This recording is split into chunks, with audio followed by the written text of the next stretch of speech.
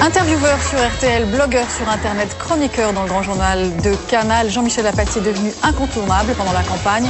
Que lui inspirent les départs et arrivées sur la planète Média. Jean-Michel Apathy, bonjour, merci d'être là.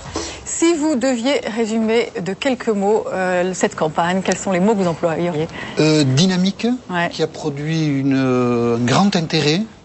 Et qui n'a en revanche produit aucune illusion. Vous avez essayé de décrypter cette campagne au cours de vos interviews et également sur votre blog. Vous avez raconté les coulisses en fait de vos interviews et il y aurait eu à un moment un souci avec Nicolas Sarkozy en février qui aurait dit que vous étiez gauchiste, c'est ça? C'est-à-dire quand RTL et Alain Duhamel sont convenus que peut-être Alain Duhamel pendant cette campagne, puisqu'il avait fait un aveu maladroit de ses préférences personnelles, devait se mettre en retrait.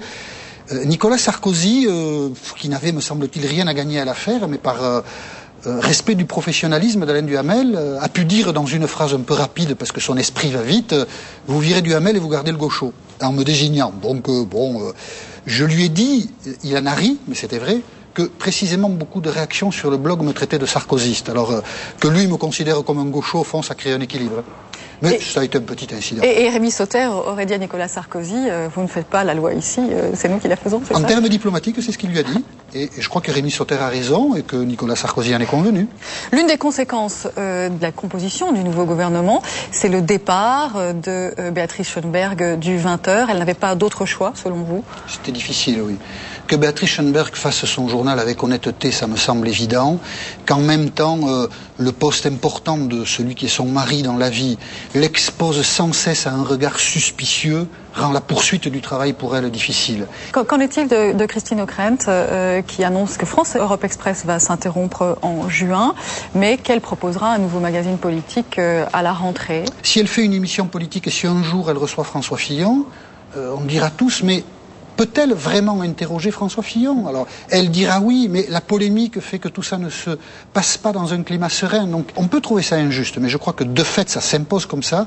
Leur situation personnelle réduit leur champ d'action professionnel. C'est comme ça. Voilà. Il y a des sortants à la télévision, on vient de le voir, il y a aussi des arrivants. Laurent Soli, qui était directeur de campagne adjoint de Nicolas Sarkozy, il s'apprête à rejoindre l'organigramme de TF1.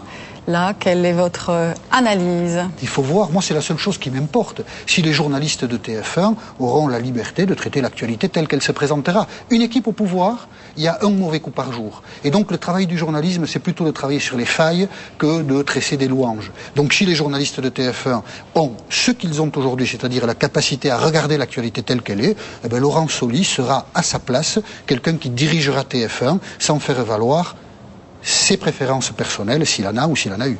Ce qui pose question, c'est également le fait que 3 journalistes en vue ont été appelés à l'Élysée et à Matignon et aussi d'une certaine manière à la culture. Il s'agit de Catherine Pégard du Point, de Myriam Lévy du Figaro et puis de Georges-Marc Benamou, ex-Nice Matin, mais aussi Quotidien de Paris, Nouvelles Littéraires, etc. Et puis Globe.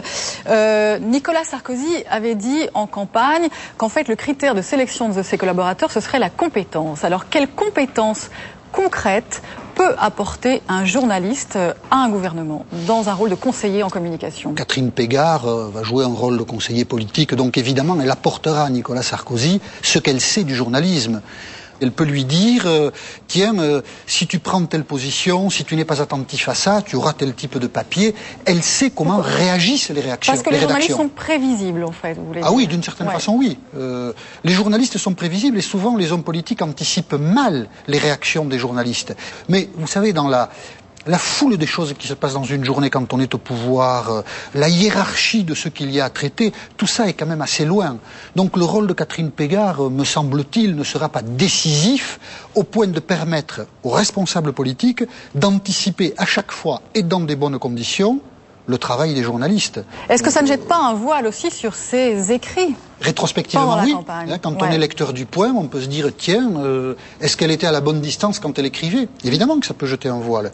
Moi, je pense, pour avoir lu Catherine Pégard, parler avec elle, l'avoir vue sur le terrain, que la suspicion est injuste a posteriori, mais on ne peut pas empêcher qu'elle soit là, évidemment.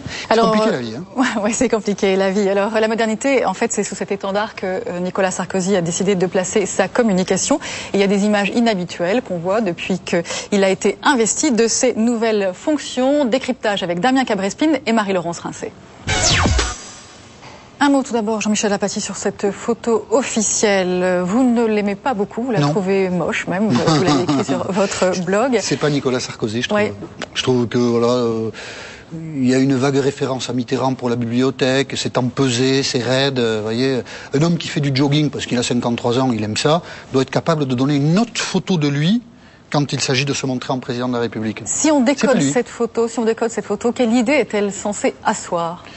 L'autorité, le poids de la fonction, alors que précisément la promesse de Nicolas Sarkozy, c'était de dire qu'il serait un président plus simple que ne l'avaient été les autres, moins majestueux, plus impliqué dans le quotidien. La photo dit l'inverse. Il y a ces images aujourd'hui qui circulent, beaucoup d'images. Je pense que souvent l'appareil de commentaire dit des choses qui ne sont pas justes. Dominique Régnier, qui est un garçon intelligent, dit il utilise sa famille politiquement. Non. C'est pas votre sentiment. Non, quand la passation des pouvoirs se produit, sa famille est là. Évidemment, on va pas la cacher, la famille. Bon, il y a un tapis rouge qui est déroulé sur l'Élysée. Traditionnellement est déroulé. Mais, bien sûr, puis c'est pas pour la famille. Oui. C'est pour Chirac quand il va repartir, accompagné par Sarkozy. Donc la famille est là-dessus. Ça fait festival de Cannes, parce que la famille de Sarkozy, c'est une famille où il y a... Elle est belle d'abord, oui c'est ça. Il y a 2 enfants, 2 garçons d'un premier mariage, 2 filles d'un premier mariage et un petit garçon du mariage Nicolas-Cécilia. Donc c'est une famille tout à fait recomposée, tout à fait étonnante, c'est une belle image, mais c'est la famille de Sarkozy. Et puis par ailleurs, cette famille, quand il la montre, elle est en rupture totale, cette famille, avec le discours de Nicolas Sarkozy. Je veux liquider l'héritage de mai 68.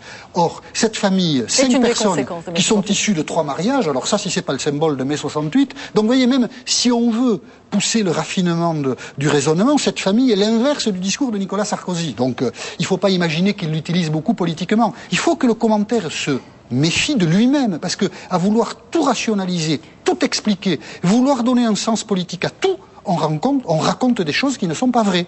Et selon vous, il n'y a pas de sens politique à voir Nicolas Sarkozy faire son jogging très souvent? Alors oui et non.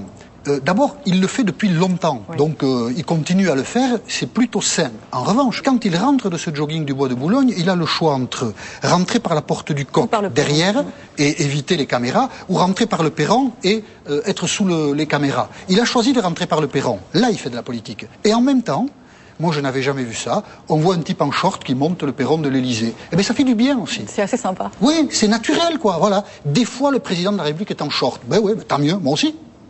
Et cette imagerie qui relève de la presse people, on a parlé beaucoup évidemment du bateau, est-ce que ça c'est volontaire, est-ce que c'est de la politique, est-ce que c'est pour installer une proximité ou parce que il est comme ça? Le bateau c'est une erreur je crois, je pense qu'il ne le refera pas.